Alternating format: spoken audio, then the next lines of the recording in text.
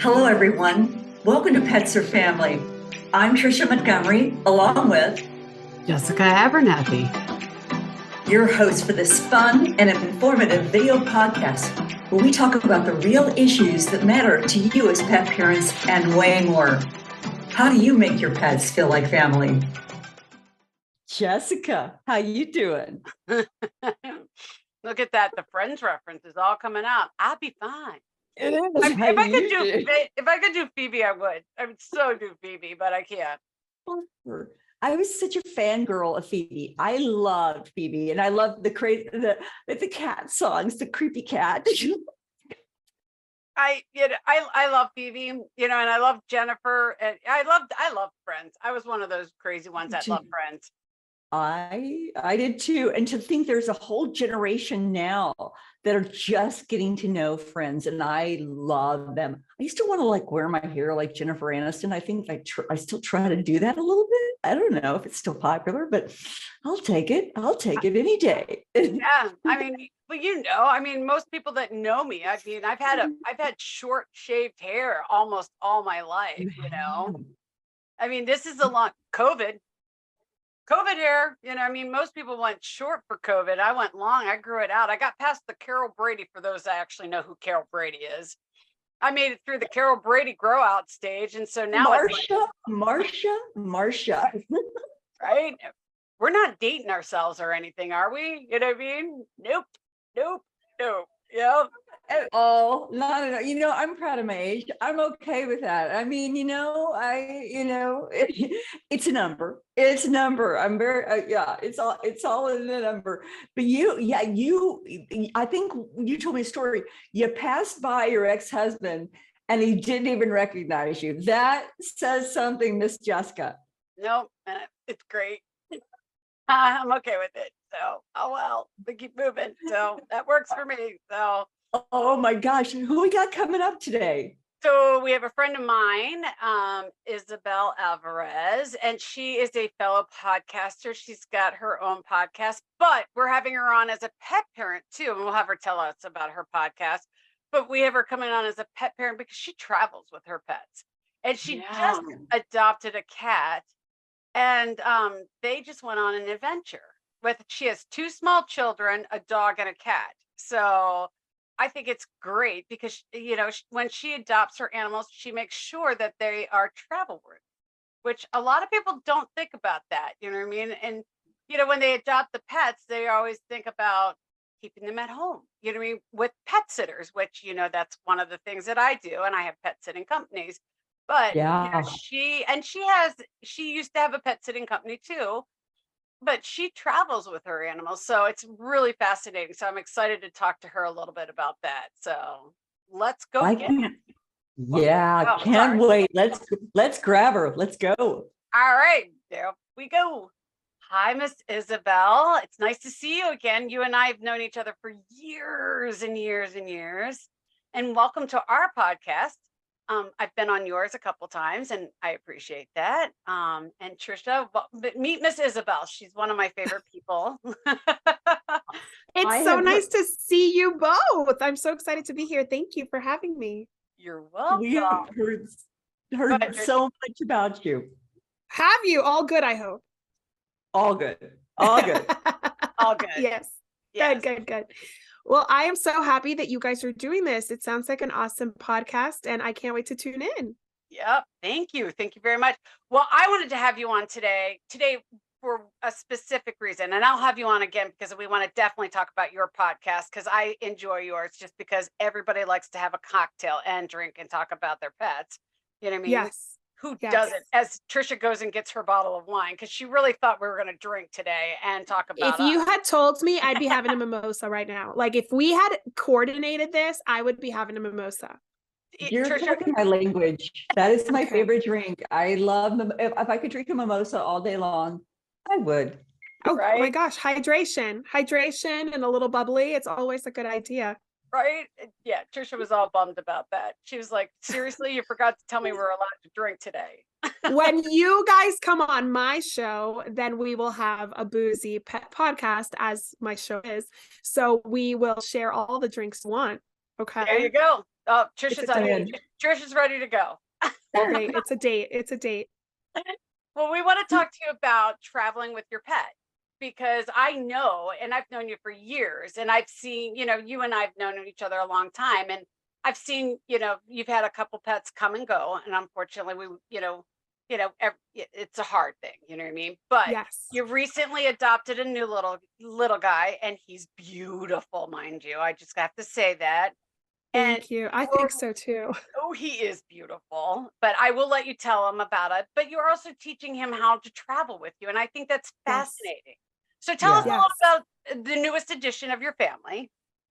Well, I'll start by saying we are a military family, so we have had to travel with our pets a lot, moving from one station to another. So with dogs mostly, we have had to, kind of deal with putting them in the car and going for a long time. And not all of them loved the car as much as, we think that dogs always love to go for a ride. Not all of them do. I think my Titan used to get car sick.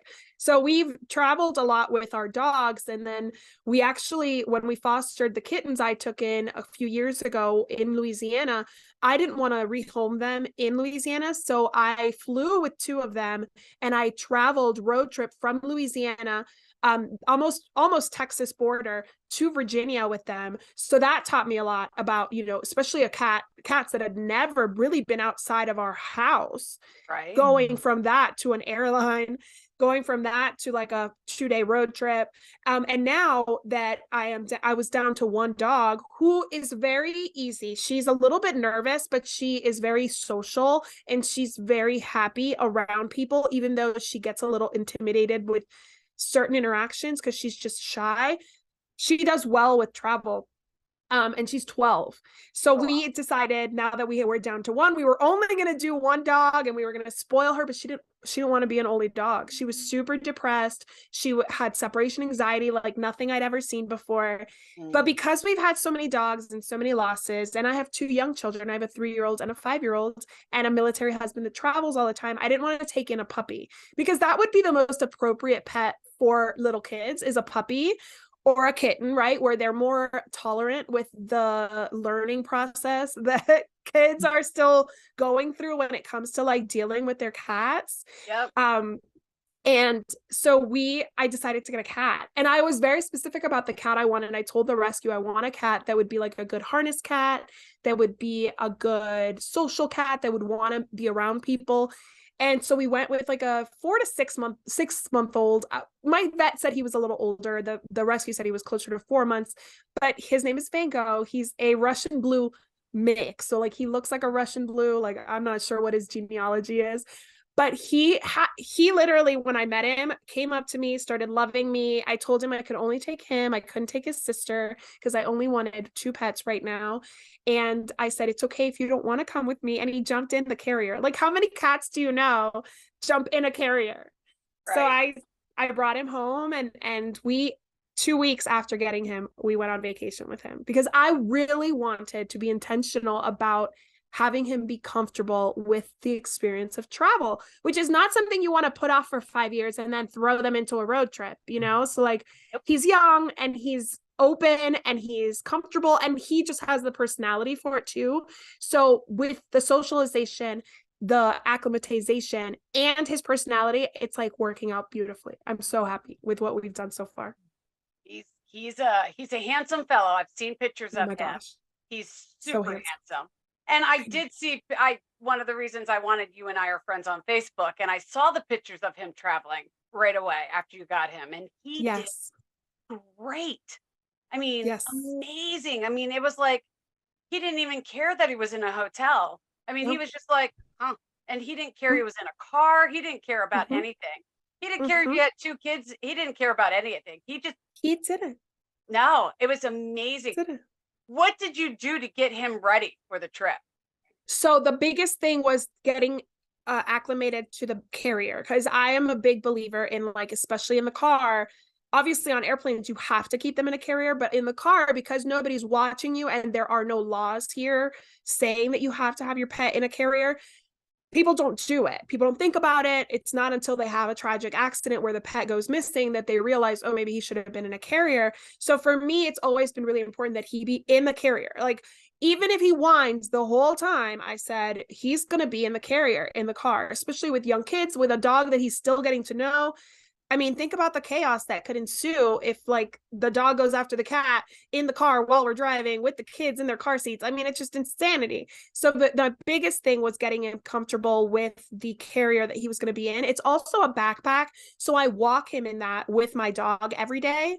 So he has a positive association with it because yes, he uses it to go to the vet, but yes, he also takes walks with it every afternoon. So he goes in, not necessarily by himself, like I kind of put him in there, but he stays, I zip it up, and like I would just like we do with any reinforcement, I did treats, a lot of treats, giving him treats while he was in it with it open, and every day he would be in there a little longer. My walks would get longer, so at first it was just like down to the mailbox or down to the corner of the street, and now it's around the block, and now it's a little bit further on a different block, and so it was like really progressive.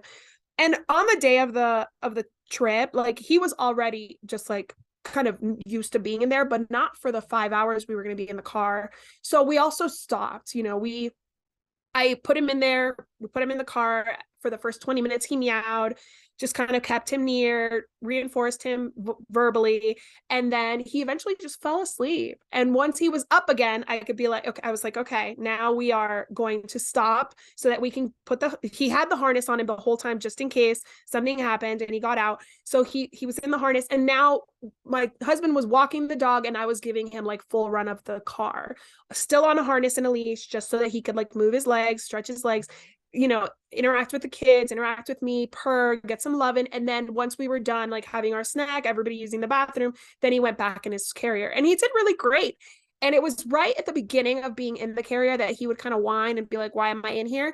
But on the way back, he didn't make any noise because he kind of knew what to expect. He was like, okay, I'll be in here for a while and then they'll get me out. Like we didn't push him to the point where he started to hate the crate or the carrier, which I think a lot of pet parents inevitably do. Right. So we were very cognizant of like not pushing him to the point where he was like beyond done with the carrier. And now I don't ever want to go in there again. Right. So it's all about his comfort. And luckily we have little kids. So it kind of works because they're getting antsy at the same time. Right. So it kind of was like, okay, everybody's getting antsy. Let's take a break. And it works really well. I love how you've taken such a beautiful job and just acclimated properly, because especially with cats, it's not so easy to travel with them. With dogs more so. I also love the fact that you are preparing them for the trip and all the steps that you took, because I don't think pet parents know that. I think from a dog perspective, yes, but not from a cat perspective. And taking the walks in the harness, how amazing. That's just beautiful. Is there any particular backpack or harness that you would recommend for the pet parents, or no? No, I just went with what I found at PetSmart and Target, honestly, because it was kind of short notice. If anybody's listening and is wanting to buy something, I highly recommend catschool.ca. She's Canadian, Julie Poslin. She's amazing. She was a guest on my show. She does a lot of trick training with her cats, and she's somebody you should definitely have on your show. She's wonderful. And she has on her website, she has like a harness leash combo. She has a clicker training kit for cats. And I think that that's a really good resource. But I was kind of like short for time. So I just had to get what I got. I decided to get a cat on Monday, and on Tuesday I was picking him up. So I went to PetSmart. Luckily they had a backpack because that's what I wanted. And the girl, I was checking out and the girl was like, I just got one and we didn't have that like a week ago. And I was like, yay, I got lucky. So we just dealt with what we had locally. But if I were to buy something, I would get a harness. The harness that he has right now is kind of like just like the nylon strips. I would get one that's more like a vest. And so I probably will upgrade him once we start going a little further. But right now for the harness training, he walks around my backyard. He stays in the backpack for our walks just because I don't trust other people in our area. But once, maybe when my husband's there and we can do more, I'll want him to be wearing a vest kind of harness. And harness training is really important. You got to put it on properly. You got to stand behind them so they don't pull out of it. You have to be really strategic about it. So, we're taking it slow. I think, the most important thing for me is safety, and he is microchipped and he does wear a collar, but here in our area, a cat that's out, people don't really think is like out by mistake. Right. You know, they think that it's just like an indoor outdoor cat, and my cat is Yeah. not an indoor outdoor cat. His collar actually says Van Gogh indoor cat, so that people know that he's supposed to be inside. So if you find him, please bring him back. Right. So. Right. I find that fascinating, Isabel, because one of the things I was going to ask you is what made you pick a backpack? Because my first cat, her name was Lulubelle. She was a black and white, long-haired kitty. And I did the same thing. I made sure she was comfortable in the car. But I had a little small cat carrier that I had for her because backpacks, you know, I'm dating myself. I've been doing that a lot lately. But back then we did not have backpacks for cats. You know what I mean? So I had a little carrier and I left it out in the house and she would come and go. She slept in it. And I put her in the car and I took her like to the bank. You know what I mean? We would run to the Yes. grocery store. We would, you know, she would go to my mom's with me. I mean, like anywhere I went, I took her with me everywhere. So that way she was always comfortable being in the car. But what made you pick the backpack over a crate? I'm just worried, you know, like, Because I wanted it to be more of an adventure cat situation. So like I want to be able to take him hiking. We live somewhere beautiful. We live on the west side of El Paso, and we have a hiking trail like literally across the street from us. The what do they call the entrance, or what is it called? The trailhead is like I was right gonna there. say the start of the trail. Yeah, the trailhead is right there, like up the street from me. So I want him to be able to come with us. My husband is about to retire from the military in a year and a half. Really? Yay. Yay. I was gonna say he's not old enough to retire. He just got the years in, right? Yes, he's in Okay. his early 40s. So I know when I say my husband's retiring, people are like, she married up. Like That's why I was by a like, lot. he's not his age, No. he's young. He's just got the Yes. years into the military, correct? Exactly. He's retiring after 20 plus years in the military. Wow. So Thank you he for your doesn't service. Thank you so much. So we've put in a lot of effort and a lot of sacrifice, as all military families do. And we've been apart a lot. He's deployed while our kids were little. So he doesn't want to go back into any kind of work that would be like 9 to 5 or anything. He wants to do something that's more flexible. And he hopes his plan for the next 5 years is to maybe get an RV and do some traveling. So we wanted our pet to be a pet that would be comfortable partaking in that kind of lifestyle. I mean, this cat is probably going to be more comfortable in an RV than I am, to be honest. You know, I don't know that I'm made for that life, but my husband hopes that that's the life we're going to at least enjoy for a few years down the line. So that's why we thought backpack would be more portable. And with little kids that still want to hold your hand, a backpack is perfect because like I can tend to both of them, and I walk my dog every day, right? So having him in a backpack and her on a leash is perfect. That's perfect. I see a series of Van Gogh, like maybe like a children's book, like a whole. I can just see that right now. Yeah. Yeah.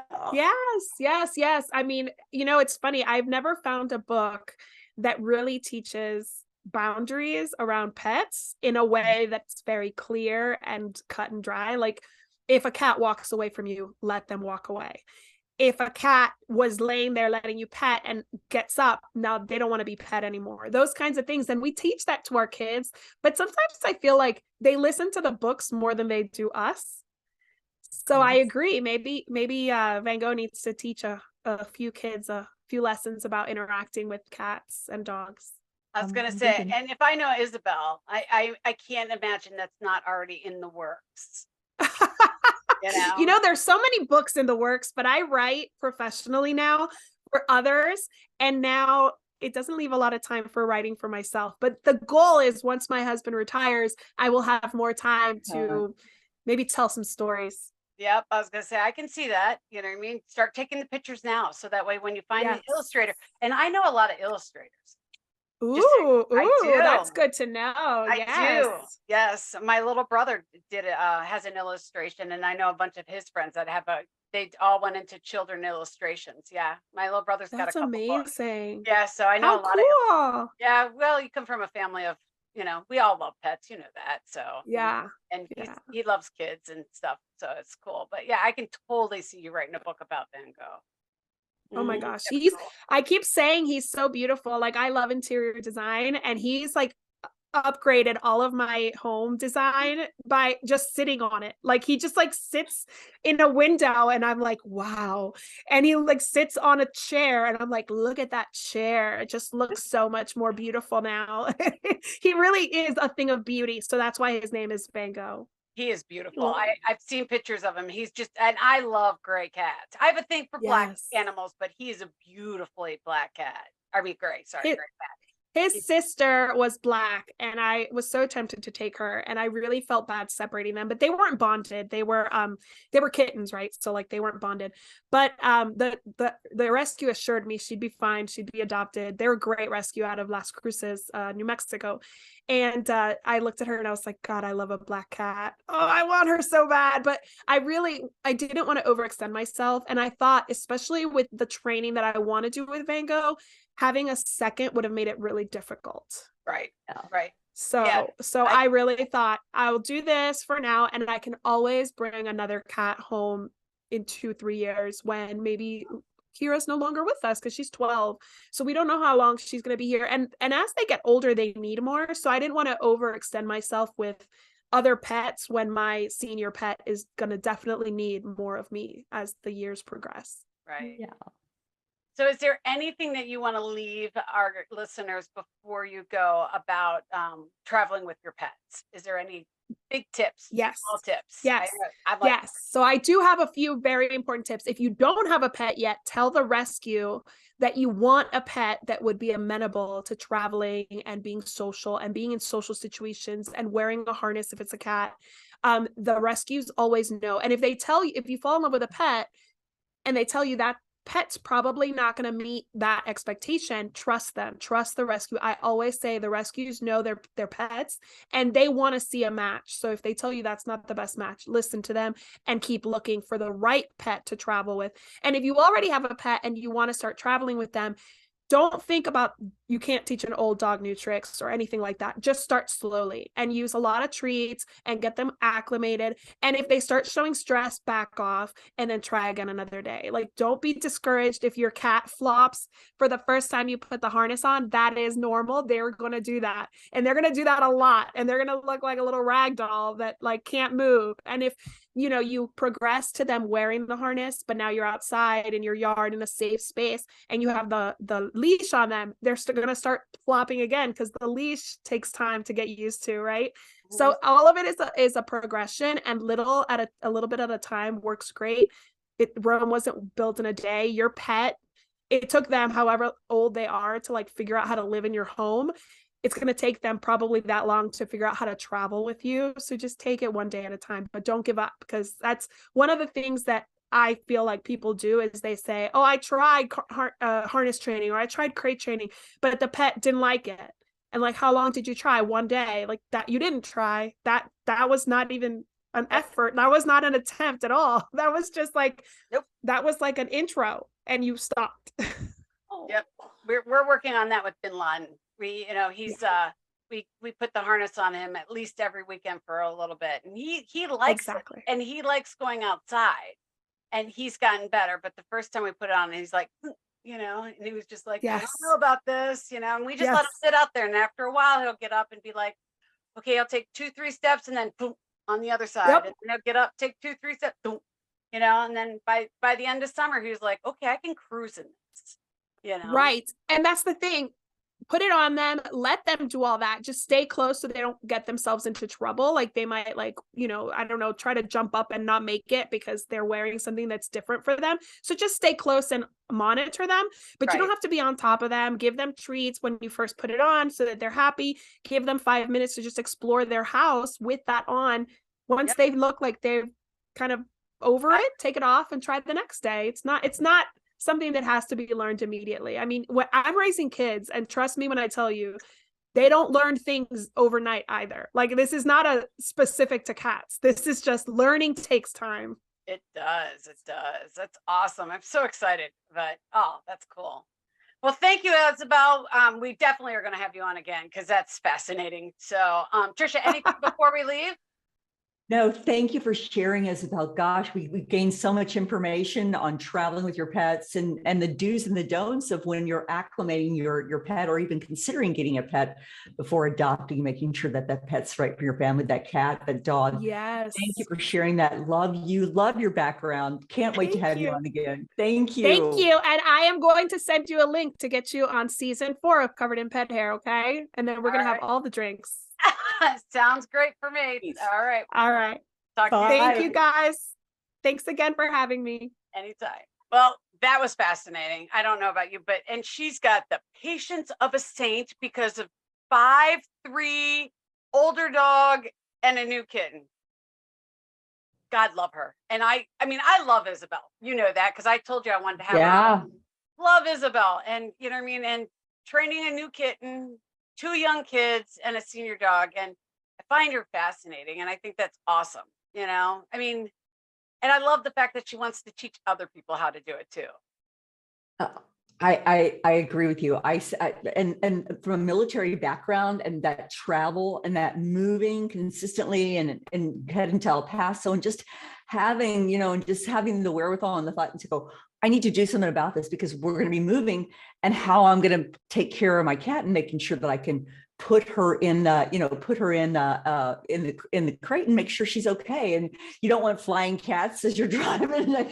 So it's an accident looking for a place to happen, I think. But just, she's amazing, absolutely amazing. The tips that she gave for pet parenting, what to know, what to do, and preparing and making sure, and acclimating.